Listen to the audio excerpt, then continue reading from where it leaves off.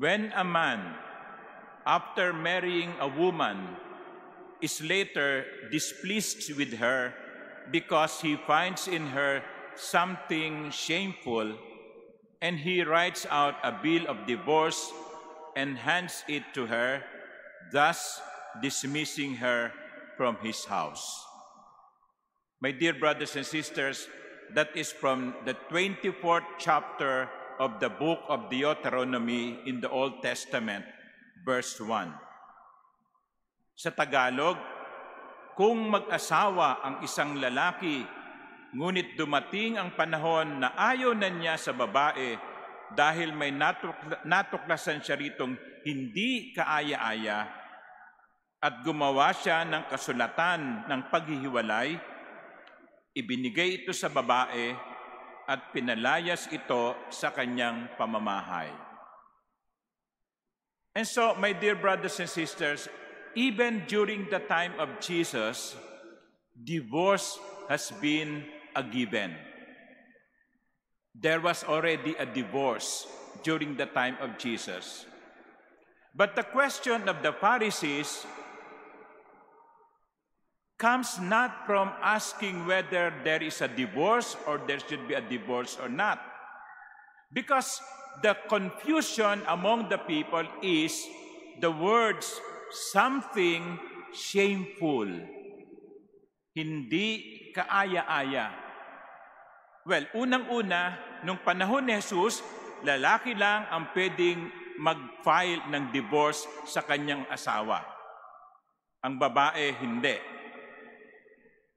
Nung panahon ni Jesus.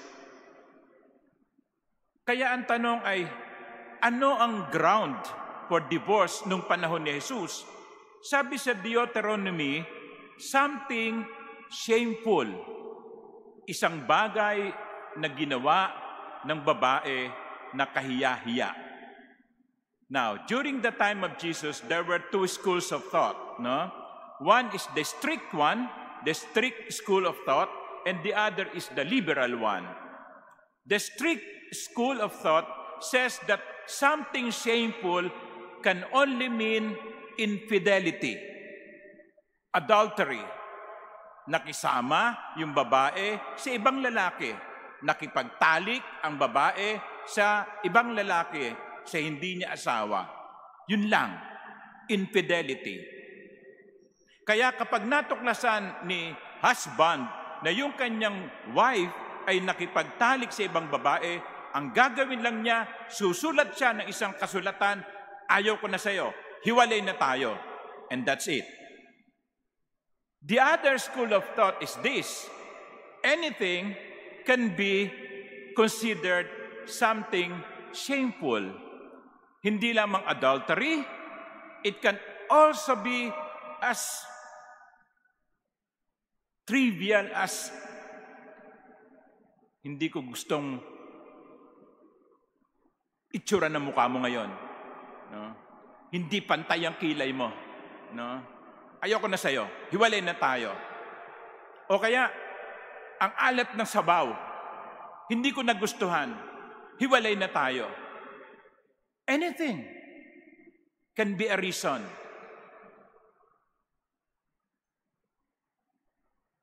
Yun ang liberal.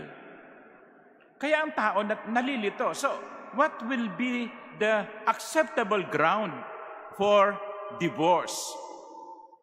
And Jesus, in the answer to the question, said, yes, Moses allowed divorce kasi ang titigas ng ulo nyo.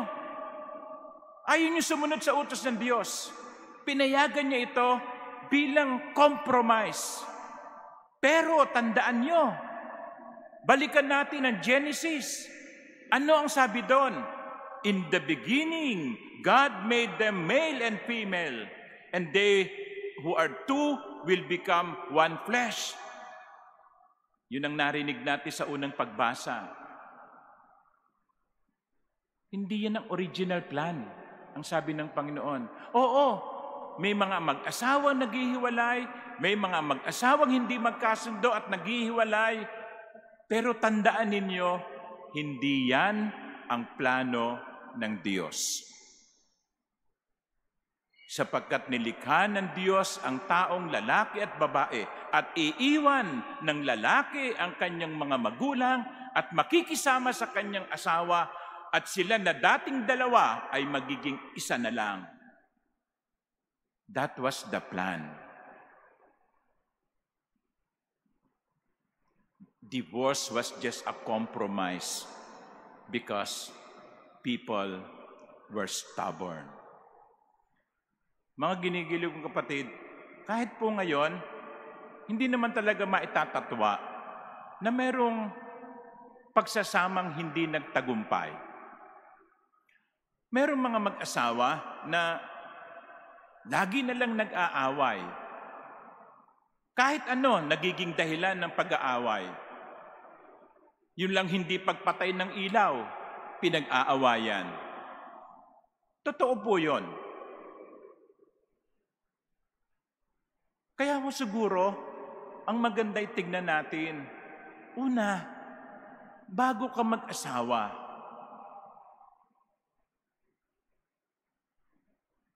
anong dapat na gawin mo bago ka mag-asawa? Well, una, humanap ka ng boyfriend, no? Okay, ng girlfriend. Hindi ka pwede ikasal na mag-isa. Pero, paghandaan. Huwag yung nagkita kayo ng umaga, nagkasundo kayo ng hapon, nag-decide kayo magpakasal ng gabi. Kinabukasan, nasa City Hall kayo at gusto nyong magpakasal. Ito lagi kong sinasabi, yung sabi ng mga matatanda, ang pag-aasawa ay hindi tulad ng kaning isusubo, iluluwa kapag napaso. Huwag kang mag-asawa dahil lamang tumatanda ka. Ayun eh. Dahil yung edad mo wala na sa kalendaryo. Huwag kang mag-asawa dahil natatakot kang mabuhay ng mag-isa. Masaya yata yung mag-isa, no? Masaya yung naisipan mong pumunta ng mall. Punta ka ng mall. Wala kang i-consider gusto ba niya o ayaw niya. Sarili mong buhay mo. Walang masama na manatili kang single. Ha? Because there is something called single blessedness. Huwag kang mahiya na ikaw ay binata kahit 60 ka na. Ako nga 65 binata pa rin eh. Oh. Hindi ko kinakahiya yun. No? Yun ang una.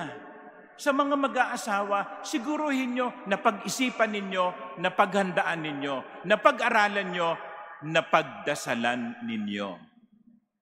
Pray over it. Siya na ba? Ito na ba? At sa mga mag-asawa na, ito ang tip ko. Gagamitin ko yung salitang mahal. Sa Tagalog, sa Ingles, ang mahal ay pwedeng mga hulugan ng dalawang bagay. Una, beloved, mahal kita. Mahal mo ba ako? Yan. Loved, beloved. Ang ikalawang kahulugan ng mahal ay expensive. Ang mahal ng gulay, ang mahal ng kilo ng baboy, ang mahal ng pamasahe.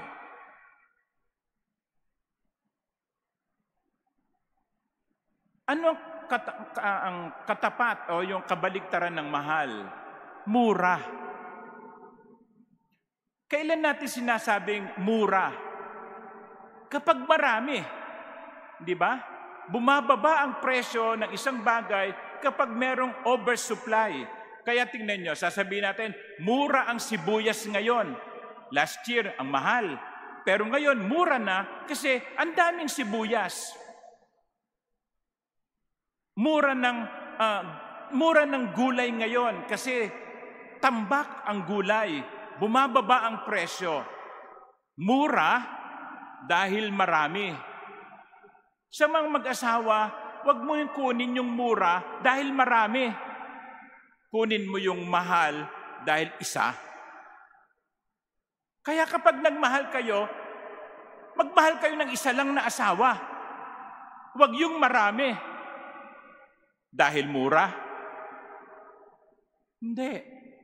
Kapag nagmahal ka, magmahal ka ng tapat, pero magmahal ka sa isa.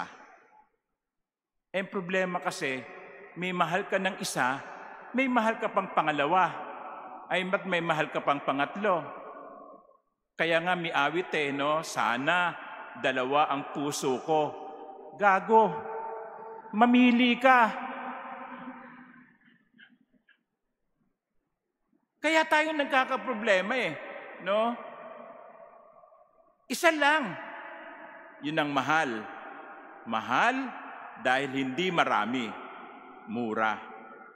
Ang pangalawa, ang mahal, kapag mahal ang bilihin, ano sinasabi natin? Pwede bang humingi ng tawad? Ibig sabihin, discount, hindi forgiveness. No? Ano ba naman ang kasalanan mo sa tindera at hihingi ka ng tawad? No? Pero alam nyo, sa pagmamahal, dapat marunong ding humingi ng tawad. At marunong ding magpatawad. Kaya nasisira ang relasyon, walang gustong magpatawad. Sasabihin ng lalaki, wala namang akong kasalanan Bakit ako ang hihingi ng tawad? Siya ang humingi ng tawad. Sasabihin ng babae, wala naman akong kasalanan Siya ang humingi ng tawad. Hindi. Kapag nagmamahal ka, dapat marunong kang humingi ng tawad. Kapag hindi, magpapaligsahan kayo kung sino ang huling hihingi ng tawad. Kaya tingnan nyo, naiipon. Naiipon ng galit, naiipon ng sama ng loob, naiipon. Hanggang sa dumating ang araw na yung naipon ay sumabog. Parang lobo. Ihip ka ng ihip ng hangin hanggang sa mapuno ang lobo ng hangin at pumutok. Bawasan mo ang hangin. Bawasan ang hangin. Bawasan ang yabang. Some marriages probably will not be able to be saved. But some marriages can be. Una, kung nagmamahal ng iisa at nagmamahal na marunong humingi ng tawad. Ipagdasal natin ang bawat mga mag-isawa, lalo na narito. Some of you are married and some of you probably are having problems with your marriage. We will pray for you. Why? Do not forget that your marriage is the picture or symbol of the love of God to His people. Iingatan ng Diyos ang kasal ninyo kung iingatan din ninyo ang inyong kasal. Amen.